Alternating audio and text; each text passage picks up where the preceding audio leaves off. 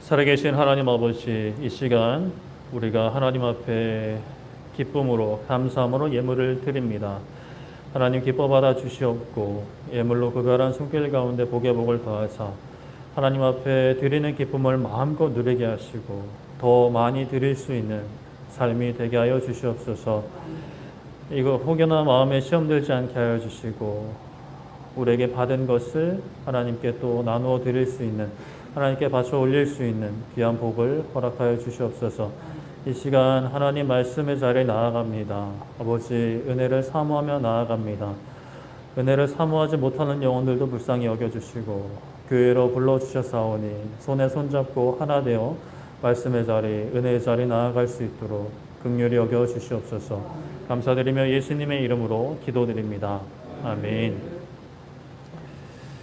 말씀 보도록 하겠습니다. 고린도후서 6장 14절부터 7장 1절까지 말씀입니다. 고린도후서 6장 14절부터 7장 1절까지 말씀.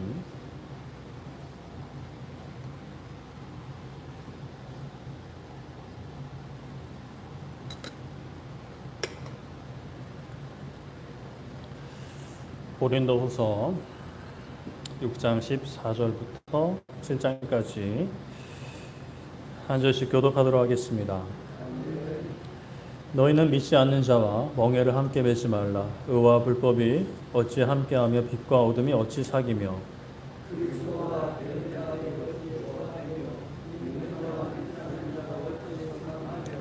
하나님의 성전과 우상이 어찌 일치가 되리요. 우리는 살아계신 하나님의 성전이라. 이와 같이 하나님께서 이르시되 내가 그들 가운데 거하며 두루 행하여 나는 그들의 하나님이 되고 그들은 나의 백성이 되리라.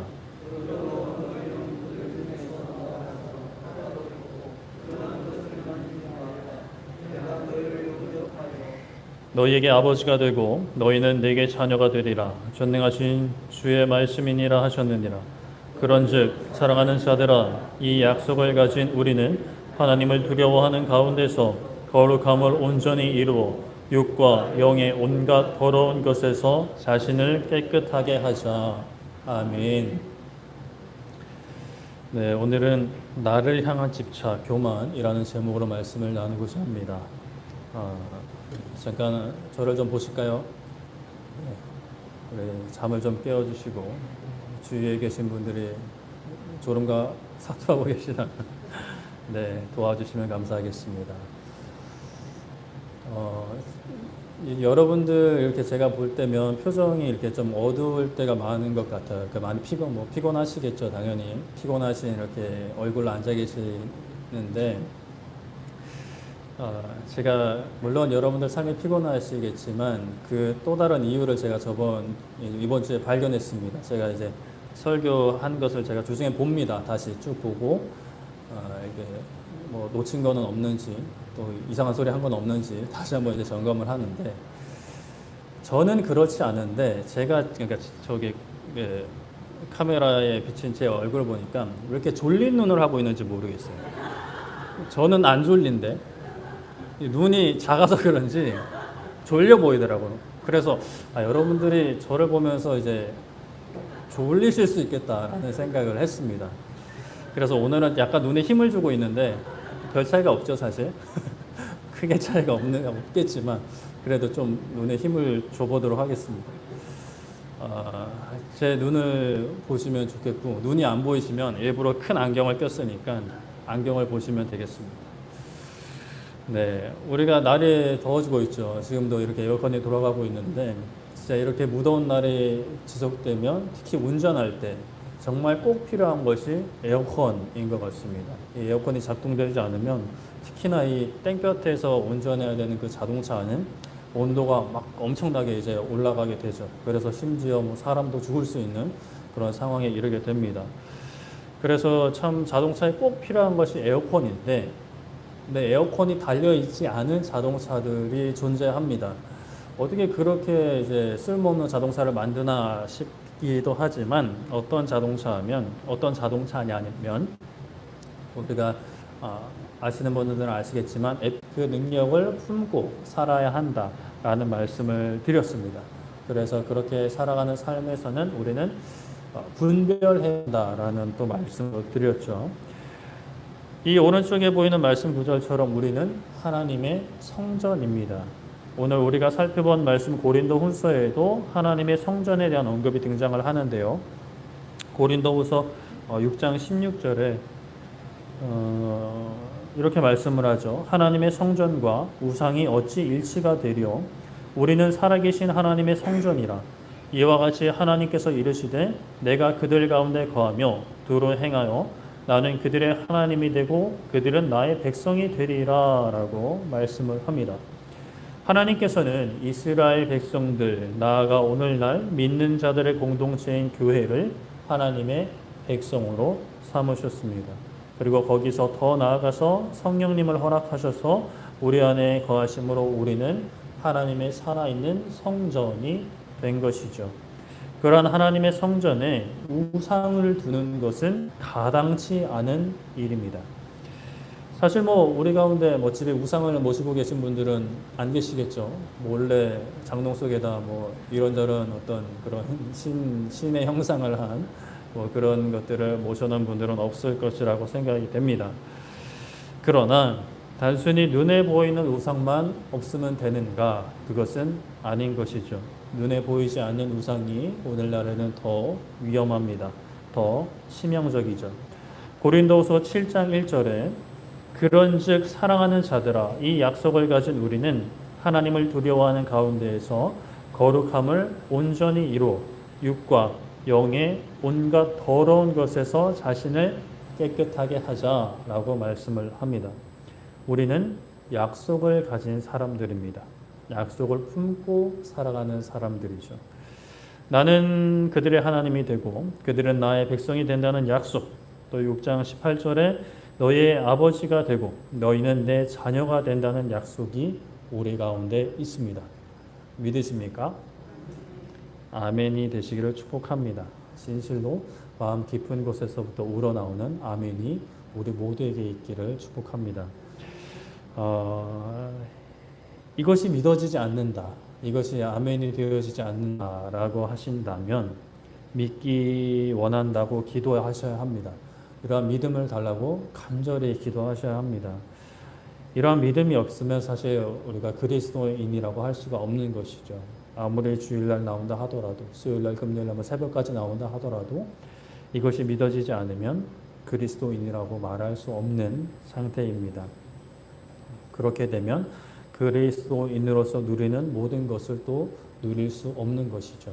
그저 힘든 종교 생활만 하게 될 뿐입니다. 그 약속을 가진 우리는 하나님을 두려워하는 데에서 또 경외하는 가운데에서 거룩함을 온전히 이루어가야 한다라고 말씀을 합니다. 그런데 이제 거룩함을 이루어가는 데서 우리가 기억해야 할 부분이 하나 있는데요. 이것은 거룩함을 이룬다라고 하는 것은 본질적으로 우리 스스로가 하는 것이 아니라 하나님이 이루어 가신다는 사실입니다. 데살로니가 후서 2장 13절에 이렇게 말씀을 하시는데요. 주님께서 사랑하시는 형제들아 우리가 항상 너희에 관하여 마땅히 하나님께 감사할 것은 하나님이 처음부터 너희를 택하사 성령님의 거룩하게 하심과 진리를 믿음으로 구원을 받게 하심이니 라고 말씀을 합니다. 여기서 성령님의 거룩하게 하심이라고 말씀을 하죠. 그러니까 성령님께서 우리를 거룩하게 하신다는 말씀입니다. 성령님이 함께 하심으로 우리는 거룩한 존재가 된 것이죠. 그러나 그렇다고 우리가 그저 가만히 하나님의 역사에 순종해야 하고 동참해야 하는 것이죠.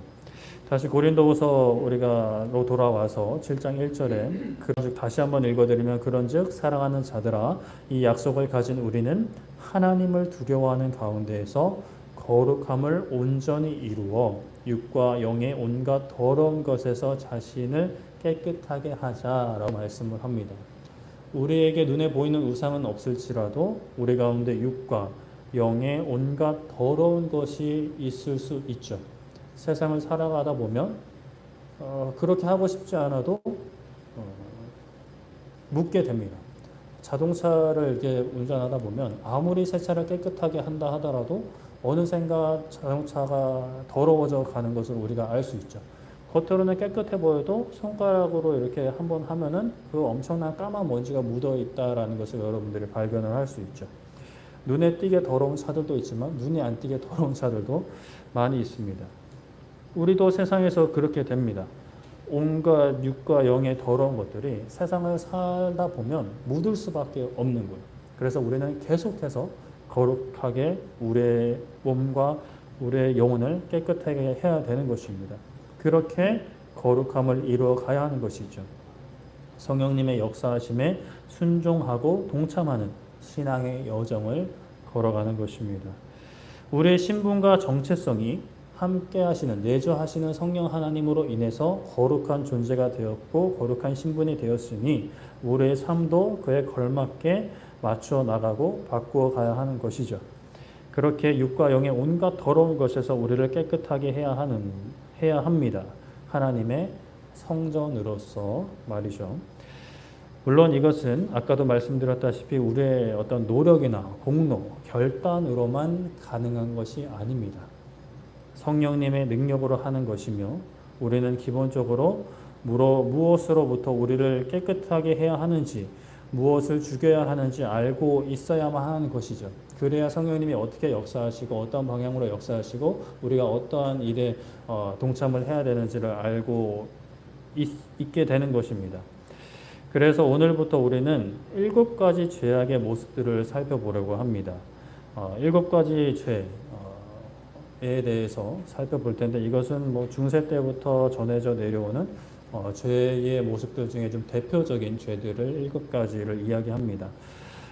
그래서 이제 저는 그 생명의 말씀사에서 출판한 당신의 행동에 숨겨진 7가지 치명적인 죄라는 그 책이 있는데 그 내용을 많이 참고했다는 것을 말씀드리면서 이 책을 직접 보고 싶으신 분들은 저한테 따로 문의 주시면 빌려드리도록 하겠습니다. 참고로 7가지 죄는 교만, 시기, 분노, 나태, 탐욕, 탐식, 정욕입니다. 되도록 한 주에 하나씩 좀 살펴보려고 하는데요. 오늘은 교만에 대해서 살펴보겠습니다. 교만은 우리가 아예 모르시는 분은 없을 것 같아요. 흔히들 자기 자신을 높이는 것으로 이해를 합니다. 20세기를 살았던 영국 성공의 사제 존 스토트라는 분은 이런 말을 했습니다. 교만은 모든 죄의 정수다라고 말을 했죠. 정수는 핵심을 말합니다. 교만이 죄의 중심이고 죄의 핵심이라는 거죠. 왜 교만이 죄의 중심일까요? 교만이 죄의 중심이라고 할 수 있는 이유는 교만이라는 그 마음, 그 죄는 하나님과 최고의 자리를 두고 우위를 다투는 마음이기 때문입니다. 그래서 하나님께서는 교만한 자를 용납치 않으시고 물리치시죠. 야고보서 4장 6절에 이렇게 말씀합니다. 그러나 더욱 큰 은혜를 주시나니 그러므로 일렀으되 하나님이 교만한 자를 물리치시고 겸손한 자에게 은혜를 주신다 하였느니라 라고 말씀을 합니다. 하나님께서는 교만한 자를 물리치신다 라고 말씀을 하죠. 이러한 교만은 대개는 이제 하나님보다 더 높아지려는 마음을 가리킵니다. 그런데 이러한 교만이 쉽게 우리가 알아차리지 못하는 어떤 특성을 가지고 있습니다. 18세기 미국의 대표적인 신학자이자 우리가 요즘 주보에 나누고 있는, 요즘 보시는지 모르겠습니다. 그 독서 나눔의 데이비드 브레이너드의 생애와 일기를 이렇게 제가 싣고 있는데 그 일기를 편집한 사람이 바로 그 18세기 미국의 대표적인 신학자 조나단 에드워즈라는 분인데 그분이 교만에 대해서 이렇게 정리를 했는데요. 교만은 가장 은밀하고 비밀스러우며 모든 죄 중에 가장 속임수가 많다라고 이렇게 정리를 했습니다. 왜 교만이 은밀하고 비밀스럽다라고 이렇게 정리를 했을까요? 사실 좀 거만한 사람은 이제 티가 바로 나죠. 어떤 행동 것이나 말에서 바로 알아차릴 수 있습니다. 그런데 진짜 교만은 사실 겉으로는 겸손해 보이는 사람 그 마음 속에서도 충분히 자리 잡을 수 있는 거예요. 그렇기 때문에 비밀스럽고 속이면서까지 우리의 안에 존재할 수 있는 거죠. 이러한 교만은 크게 두 가지로 생각을 해볼 수 있는데, 자신을 세우는 교만과 반대로 자신을 낮추는 교만이 있습니다. 자신을 높이는 교만은 자만, 자기 과시, 자기 정당화가 있고, 자신을 낮추는 교만은 자기 비하, 자기 격하, 자책이라는 것이 있는데, 하나하나 짧게 좀 살펴보려고 합니다. 우리가 흔히 알고 있는 교만은 자신을 높이는 교만이죠. 자신을 높이는 교만은 대개 우리가 세상 가운데 성공하고 또 남이 실패할 때, 즉 내가 소위 잘 나갈 때 생겨나기 쉽습니다. 그 자신을 높이는 교만의 첫 번째 자만은 우리에게 일어나는 좋은 일들의 공로를 나 자신에게 돌리는 것을 가리킵니다. 내가 열심히 해서, 내가 잘해서 얻은 것이라고 생각하는 것이죠. 또는 심지어 내가 운이 좋아서 이렇게 나한테 좋은 일이 생겼다라고 생각하는 것이 모두 자만이고 교만입니다. 물론 우리가 이 세상을 살면서 또는 신앙생활을 하면서도 무엇을 얻게 되었을 때에 내가 아무런 노력도 하지 않고 얻은 것은 사실 많지는 않습니다. 진짜 세상 말로 정말 운이 좋아서 그냥 얻는 경우도 있을 수는 있지만, 대개는 부단히 노력하고 수고해야만 얻을 수 있는 것이 세상의 즐거움이고 세상의 어떤 풍요로움입니다. 그러나 우리가 기억해야 할 것은 노력할 수 있는 것도, 또 노력해서 얻는 것도 하나님의 은혜라는 사실이죠. 모든 사람들이 노력했다고 그 결과를 만족할 수 있는 결과를 얻는 것은 아닙니다. 그러한 복을 주시는 분은 하나님이시죠. 물론 복을 주시지 않는 분도 하나님이시죠. 그래서 우리는 하나님의 은혜라는 것을 기억을 해야 하는데, 그 은혜를 기억하지 못하고 나의 공로만, 어떤 나의 수고만, 나의 헌신만, 나의 노력만 생각하는 것, 그것이 바로 자만인 것이죠. 두 번째 자기 과시는 그 첫 번째 자만이 확장된 것이다 라고 볼 수 있는데요. 자만이라는 것이 내 내면에서, 내 안에서 일어났다면 그것이 밖으로 드러나는 것이 바로 자기 과시입니다. 다른 사람에게 드러내어 다른 사람들이 나의 공로를 높이고 칭찬하게 만드는 것, 쉽게 말해서 그냥 자랑하는 것이 바로 자기 과시죠. 그래서 밖으로 드러나는 자기 자랑이다라고 할 수 있겠습니다. 세 번째는 자기 정당화인데요. 이것은 약간 좀 결이 다를 수 있는데, 이것은 좀 우리가 이제 그리스도인으로서 의로워지는 것과 관련이 있습니다. 하나님이나 다른 사람들 앞에서 자신이 의로워지는 방법으로 도덕적인 선행을 강조하고, 그러한 선행을 행한 공로를 자신에게 돌리는 것을 바로 자기 정당화라고 말합니다. 즉 자신은 도덕적으로 선하게 살았으니, 자신은 율법을 잘 지켰으니, 착하게 살았으니 나는 죄가 없다, 나는 의로운 사람이다, 나는 하나님께 칭찬받는 사람이다 라고 생각하고 그렇게 주장하고 다른 사람들에게 그런 대우까지 받으려 하는 모든 것이 바로 자기 정당화라고 할 수 있죠. 성경에서 바리새인들이 주로 이런 모습을 보였습니다. 마태복음 6장 2절에 이렇게 말씀을 하는데요. 그러므로 구제할 때 외식하는 자가 사람에게서 영광을 받으려고 회당과 거리에서 하는 것 같이 너희 앞에 나팔을 불지 말라. 진실로 너에게 이르노니 그들은 자기 상을 이미 받았느니라 라고 말씀을 합니다. 바리새인들은 바리새인들뿐만 아니라 서기관들이나 종교 지도자들은 자신이 의롭다는 것을 보여주려고 사람들 앞에서 구제를 행하고 또 사람들 앞에서 기도하는, 그리고 금식을 하게 되면 온갖 힘든 티를 다 내는 그러한 모습을 보였습니다. 이렇게 자신을 드러냈던 바리새인들을 심지어 다른 사람을 멸시하기까지 했죠. 누가복음 18장 9절에 또 자기를 의롭다고 믿고 다른 사람을 멸시하는 자들에게 이 비유로 말씀하시되라고 예수님이 이렇게 말씀을 하십니다. 이렇게 내가 순종을 했고 내가 말씀을 지켰고 내가 율법을 지켰기 때문에 나는 의로운 사람이다. 나는 나 정도면 의로운 존재지. 나 정도면 훌륭한 사람이지라고 생각하는 것도 교만이고 그 교만 안에 자기 정당화라는 것이죠. 이러한 자만 그리고 그 자기 과시, 자기 정당화는 자신을 높이는 교만의 모습입니다. 근데 이러한 어떤 교만의 모습들, 높이는 모습들은 사실 조금 우리가 익숙한 모습이라고 할 수 있는데 사실 좀 더 익숙하지 않은 것, 좀 더 우리를 더 깊게 속이는 것은 자신을 낮추는 교만이죠. 자신을 낮추는 교만은 자기 비하, 자기 격하, 자책이 있는데 이것들은 주로 내가 실패하고 다른 사람보다 내가 불행하다라고 생각할 때 생겨나는 교만의 모습입니다. 첫 번째 자기 비하는 자아를 무너뜨리고 해체하는 역할을 합니다. 자기 자신을 낮추는 것이죠. 사실 이것은 겸손과 비슷해 보입니다. 그래서 사실 속이는 건데 겸손과는 분명히 다른 차이점이 있죠. 그 겸손에 대해서는 조금 이따가 얘기를 하도록 하고 자기 비하는 나를 비참한 존재로 생각을 하는 거예요. 이것은 나 자신을 정직하고 또 현실적으로 바라보는 것이 아닙니다. 물론 우리가 죄 가운데 있을 때는 비참한 존재가 맞습니다. 하지만 예수님을 믿게 되고 죄로부터의 해방을 얻고 구원을 얻은 사람은 더 이상 비참한 상태가 아닌 거죠.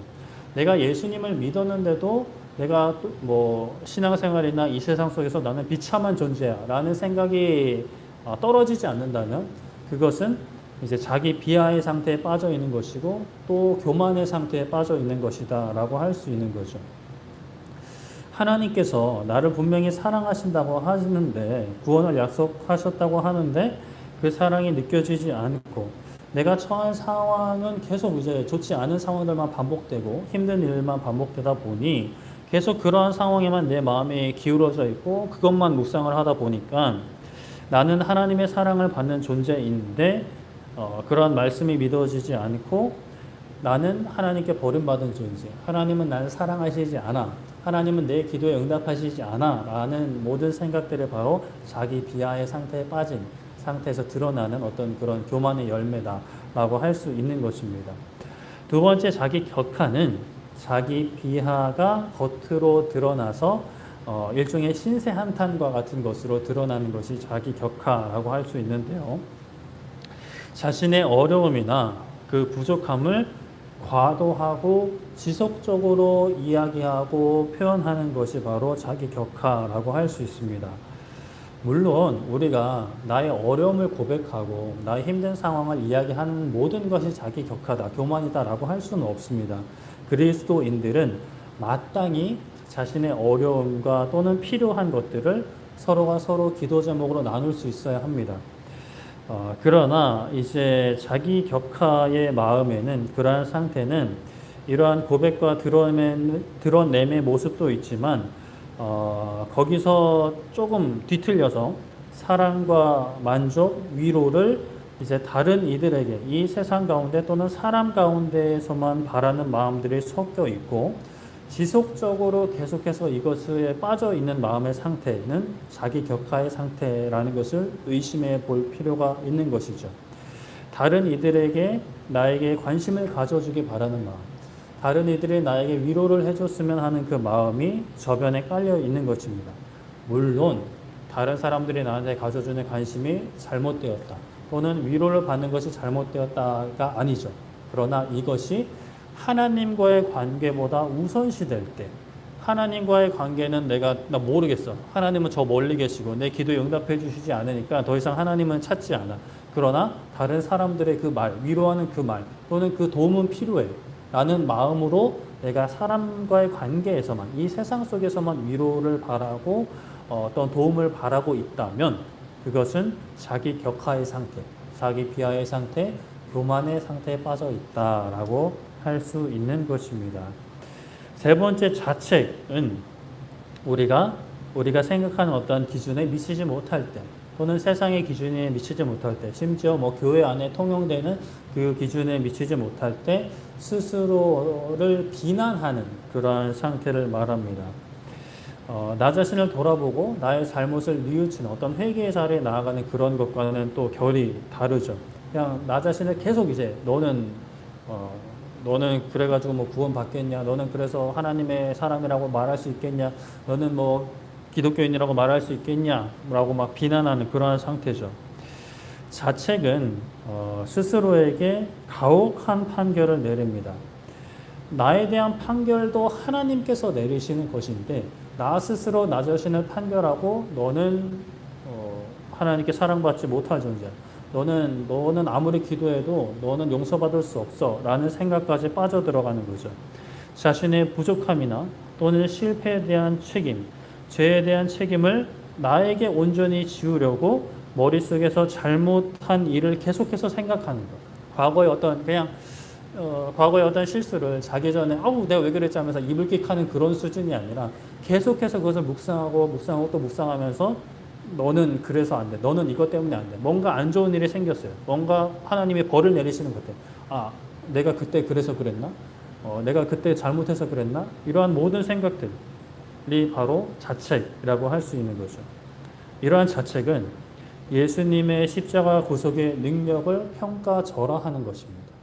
예수님께서 나의 모든 죄를 담당하셨는데 이미 회개한 죄는 용서받았는데 물론 세상 가운데에서 어떤 사회적인 책임은 져야겠지만 하나님과의 관계에서까지 내가 계속해서 그 죄에 대한 책임, 그 죄책감을 가지고 살아가는 것은 자책이고 교만의 한 모습이다라고 할 수 있는 것이죠.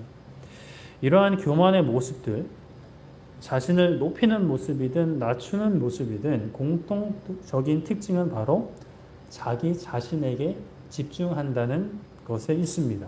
자기 자신에게 집중하는 것 이상으로 집착하는 수준에까지 이르는 것이 바로 교만의 모습이죠. 내가 잘났든 못났든 일이 잘 풀리든 안 풀리든 그 원인과 결과를 어떤 나의 행동이나 나의 삶의 모습에만 집중을 하는 것입니다. 물론 우리가 어떤 일이 있을 때에 안 풀리는 일이 있거나 하나님의 벌을 주시는 것 같다라는 생각이 들 때 나의 어떠한 지난 삶을 돌아보는 것 자체는 필요한 모습입니다. 회개하지 못한 일들이 있다면 회개하고 또 화해하지 못한 일들이 있다면 가서 화해하는 자세는 분명히 필요하지만 이것이 과도하게 나에게만 집중을 하는 것은 바로 교만의 특징인 것이죠. 이러한 나 중심적인 시각, 나 중심적인 세계관, 나 중심적인 신앙, 나 중심적인 삶의 모습에서 교만에서 벗어나기 위해서는 우리의 시선을 돌려서 하나님을 바라보아야 합니다. 교만의 반대는 우리가 잘 알고 있듯이 겸손입니다. 겸손은 우리가 보통 생각하는 건 나 자신을 낮추는 게 겸손인데 틀린 것은 아니죠. 그런데 좀 더 정확히 이야기하자면 겸손은 나 자신을 바르게 인식을 하는 것입니다. 그런데 나 자신을 바로 인식하기 위해서는 세상의 기준으로 바라보는 것이 아니라 나 자신의 기준으로 바라보는 것이 아니라 하나님의 시선으로 바라봐야 하는 것이죠. 우리는 우리의 시선을 하나님께로 돌려야 합니다. 그리고 하나님을 바라보고 하나님 눈에 비치는 나 자신을 바라봐야 하는 거죠. 하나님이 나를 뭐라고 평가하시는가? 하나님이 나를 어떻게 여기시는가를 바라볼 때에 우리는 교만에서 벗어날 수 있는 거예요. 나는 교만하구나. 나는 교만하지 말아야지라고 거울 보면서 그래, 너는 교만해서는 안 돼. 교만해서는 안 돼. 라고 백날 외쳐봤자 벗어날 수 없어요. 우리가 하나님을 바라볼 때 하나님이 나를 어떻게 평가하시고 어떻게 말씀을 하시는지를 묵상하고 기도로 붙잡을 때 교만에서 벗어날 수 있는 거죠. 하나님이 보시기에 이 땅에 아무도 의를 주장할 사람이 없습니다. 로마서 3장 10절부터 12절까지 말씀 제가 읽어드리면 기록된 바 의인은 없나니 하나도 없으며 깨닫는 자도 없고 하나님을 찾는 자도 없고 다 치우쳐 함께 무익하게 되고 선을 행하는 자는 없나니 하나도 없도다 라고 말씀을 합니다. 선을 행하는 자가 없다 라고 말씀을 하는 거죠. 그러나 사실 우리가 성경을 보면 하나님 앞에 칭찬받았던 인물들이 있죠. 분명히 선한 어떤 행실과 어떤 믿음을 가지고 살았던 인물들이 있습니다. 모세도, 다윗도, 욥도 그러했습니다. 하나님께 칭찬을 받는 인물들이었어요. 그러나 그들도 완전하진 않았습니다. 하나님 앞에 혼날 행동을 했고 심지어 혼도 났죠. 그런 모습을 볼 때에 하나님 앞에 완전히 의로운 이는 없습니다. 평생에 걸쳐 정말 단 한 번의 실수나 잘못을 하지 않은 이는 없는 거죠. 물론 평균적으로 봤을 때 좀 더 나아 보이는 사람이 있긴 합니다. 우리 가운데도 있겠죠. 굳이 뭐 따지고 보면 좀 더 뭐 하나님 앞에 좀 더 적극적으로 순종하고 열심으로 순종하는 사람이 있을 수는 있습니다. 좀 더 소홀하신 분들이 있을 수는 있죠. 하지만 그러한 어떤 기준으로 네가 잘나니 내가 잘나니 하기에는 우물한 개구리들이 네가 잘생겼네, 네가 못났네, 네가 목소리가 크네, 내가 목소리가 작네 이렇게 싸우는 거 크게 다르지 않은 거죠. 하나님의 보실 때는 말이죠. 에베소서 2장 8절에 이렇게 말씀합니다. 너희는 그 은혜에 의하여 믿음으로 말미암아 구원을 받았으니 이것은 너에게 난 것이 아니요 하나님의 선물이라라고 말씀을 합니다. 우리가 무엇을 성취해서 우리가 순종해서 우리가 또 뭐 헌금을 많이 해서 예배에 많이 참석해서 아니면 봉사를 많이 해서 우리가 의롭다 하심을 받는 것은 아닙니다. 예수 그리스도의 공로를 힘입어 그의 죽으심과 부활을 믿으면 그 믿음을 보시고 하나님께서 의롭다, 너는 의로운 사람이다 라고 칭해 주시는 거죠. 그래서 하나님의 선물입니다.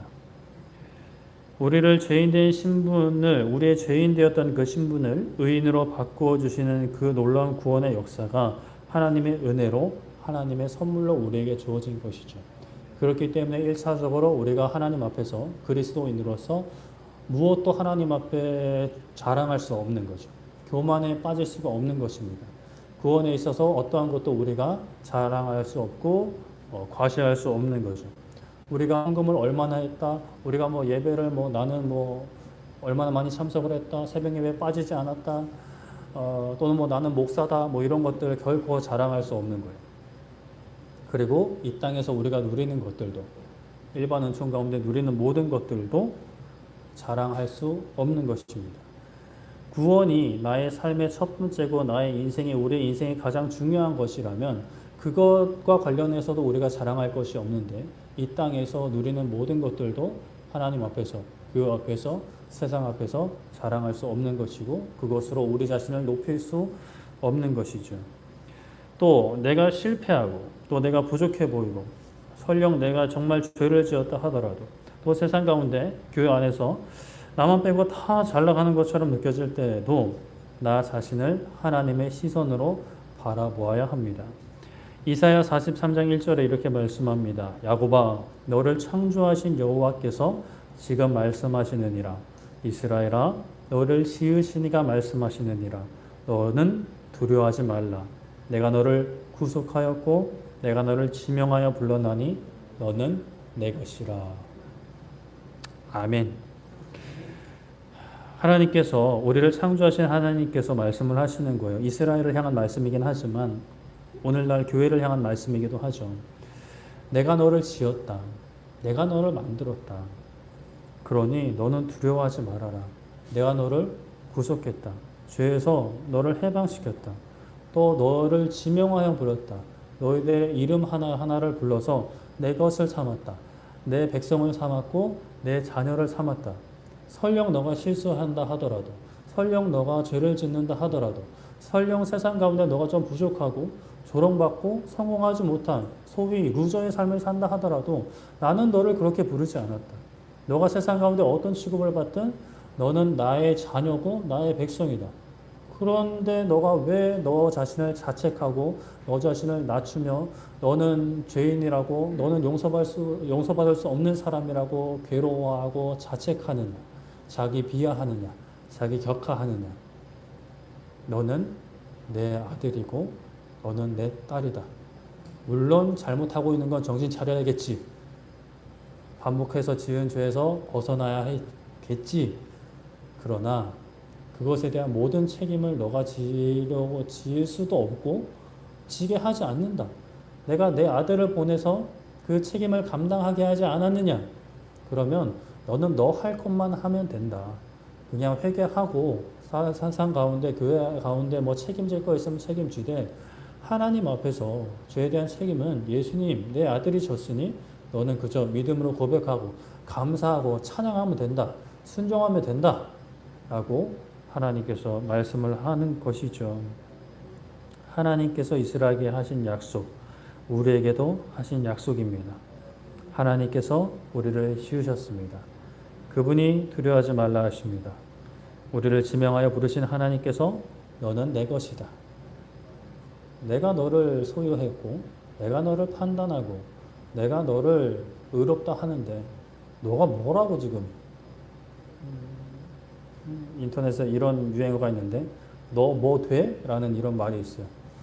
약간 좀 속된 말로 막 이렇게 막 까불까불거리는 사람한테 너 뭐 돼? 이렇게 말하는 게 있는데 하나님이 이렇게 말씀하시는 거죠. 너 뭐 돼?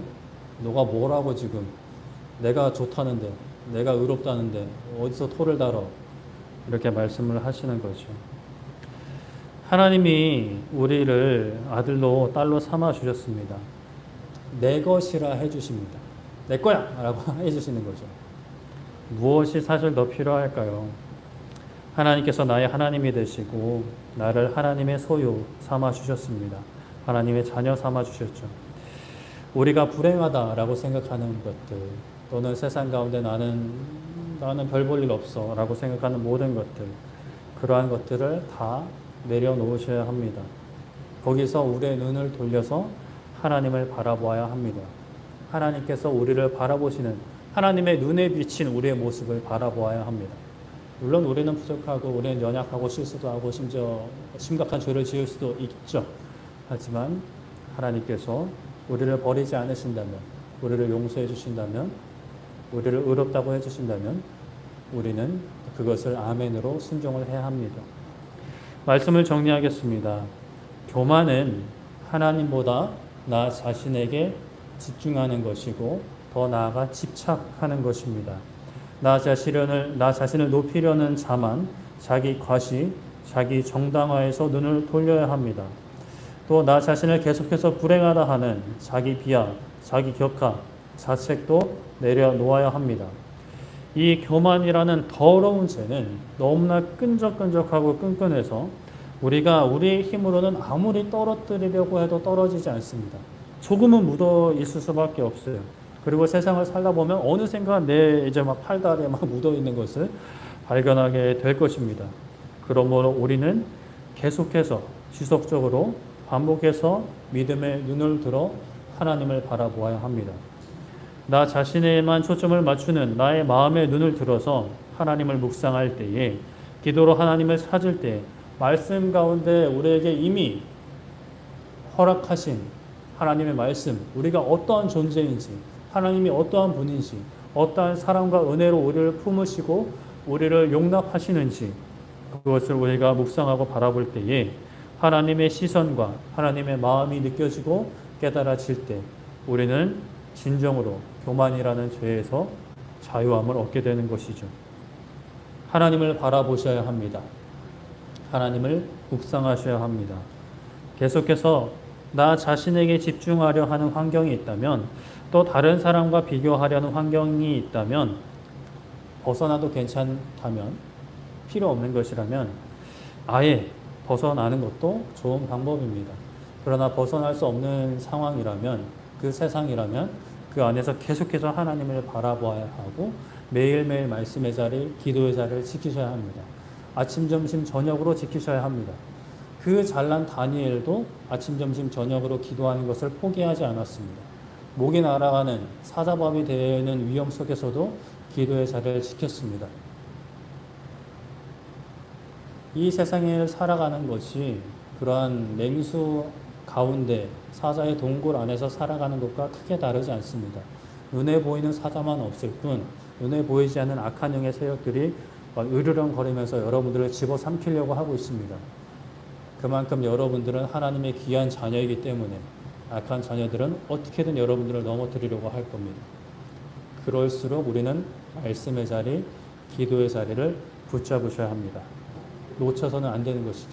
잠깐 한눈 팔면 어느샌가 교만이라는 그 죄가 우리의 몸에, 우리의 마음에 묻어가는 것입니다. 그래서 우리는 시간과 정성을 들여서 하나님을 찾아야 합니다.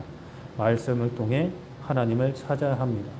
우리를 따스한 눈으로 그 크신 사랑과 은혜로 우리를 품으시는 하나님을 바라보아야 합니다.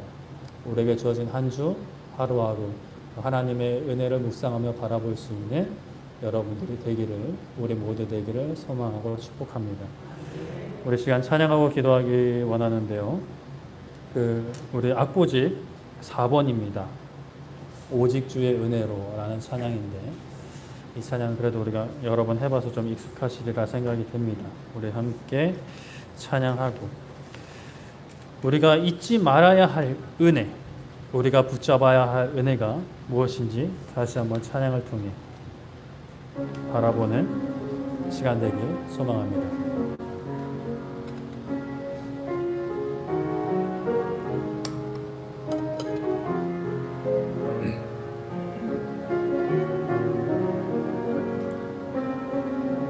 오직 주의 은혜로, 오직 주의 은혜로 지금 여기 서 있네.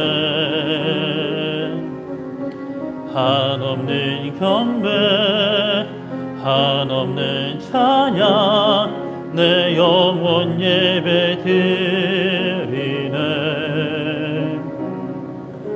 나를 위해 이 땅에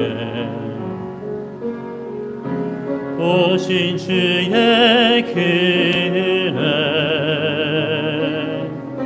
십자가 고통 이기신 주님, 그 은혜 어찌시리. 주 은혜 날 채우시네. 주 은혜 보게 하시네. 살아가는 동안 은혜로만 살리. 십자가의 은혜로, 오직 주의 은혜로, 오직 주의 은혜로 지금 여기 서 있네. 한없는 경배, 한없는 찬양, 내 영혼 예배 드리네. 나를 위해 이 땅에, 나를 위해 이 땅에 오신 주의 은혜, 십자가 고통 이기신 주님, 그 은혜 어찌시리. 주 은혜 날 채우시네. 주 은혜 보게 하시네. 살아가는 동안 은혜로만 살리. 십자가의 은혜로 주 은혜 날 채우시네. 주 은혜 날 채우시네.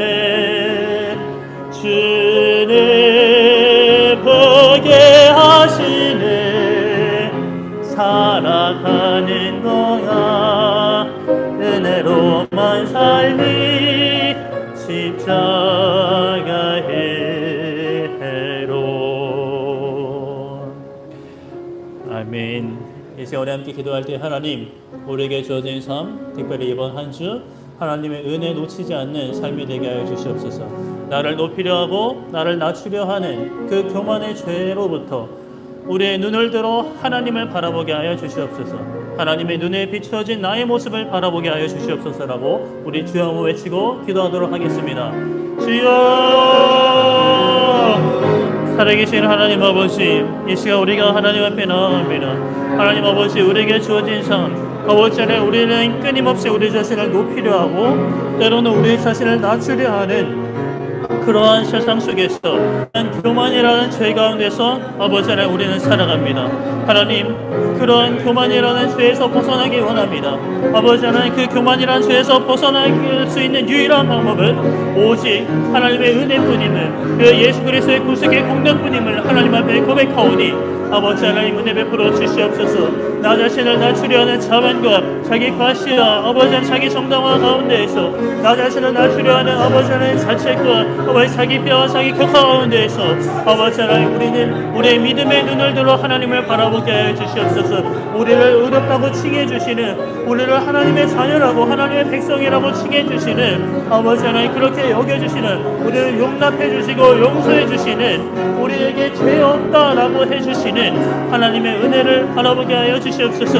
그 은혜를 바라보며 그 은혜를 힘입어 아버지 하나님 나태하고 게으른 삶을 사는 것이 아니라 아버지 더욱더 다른 박질하여서 우리에게 주어진 그 거룩을 우리의 삶 가운데 이루어가고 우리의 영과 우리의 육신을 깨끗한 것으로 채워나갈 수 있는, 하나님께서 기뻐하시지 않는 우리의 삶의 모습들을 죽여나갈 수 있는 하나님 참된 그리스도인의 삶이 되게 하여 주시옵소서. 주님을 닮아가는 삶이 되게 하여 주시옵소서. 하나님의 성전으로 세워져가는 삶이 되게 하여 주시옵소서.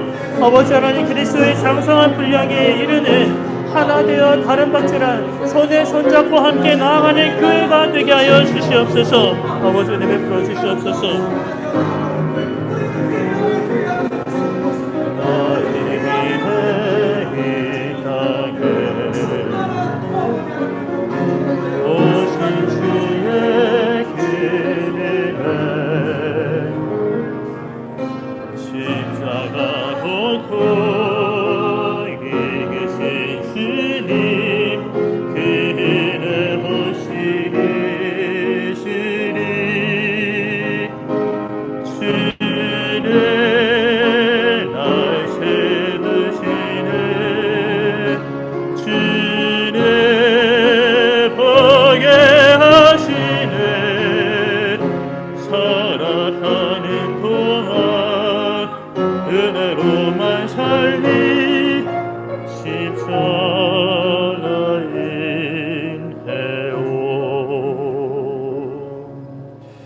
살아계신 하나님 아버지, 우리에게 주어진 삶, 우리에게 주어진 이 호흡, 우리에게 주어진 인생 가운데 하나님 은혜로 살아가게 하여 주시옵소서. 나 자신의 능력과 나 자신의 공로로 살아갈 수 없는, 하나님의 은혜가 아니면 절대 하루하루 살아갈 수 없는 존재임을 우리가 잊지 않게 하여 주시옵소서. 끊임없이 우리 자신을 높이려 하고 또 반대로 우리 자신을 낮추려고 하는 그 교만이라는 죄로부터 하나님 참된 자유를 누리기 원합니다. 세상 가운데 어떻게든 우리의 영혼을 갉아먹고 우리의 마음을 좀먹으려는 그 악한 영의 공격과 유혹 가운데 교만이라는 죄를 뿌리치고 우리를 바라보시는 하나님의 눈에 비춰진 우리 자신을 하나님을 바라봄으로 바라보게 하여 주시옵소서. 우리를 의롭다 칭해 주시고 우리를 자녀 삼아 주신, 우리를 하나님의 아들 딸 삼아 주신 하나님의 그 사랑, 그 은혜가 우리에게 주어진 삶 가운데 가득할 수 있도록 우리 자신을 높이지 않고 우리 자신을 비참하다 하지 않고 감사함으로 하나님께 영광 돌릴 수 있는 참된 겸손의 삶, 예수님을 닮아가는 삶, 그리스도의 장성한 분량에 이르는 삶이 되게 하여 주시옵소서. 감사드리며 예수님의 이름으로 기도드립니다. 아멘.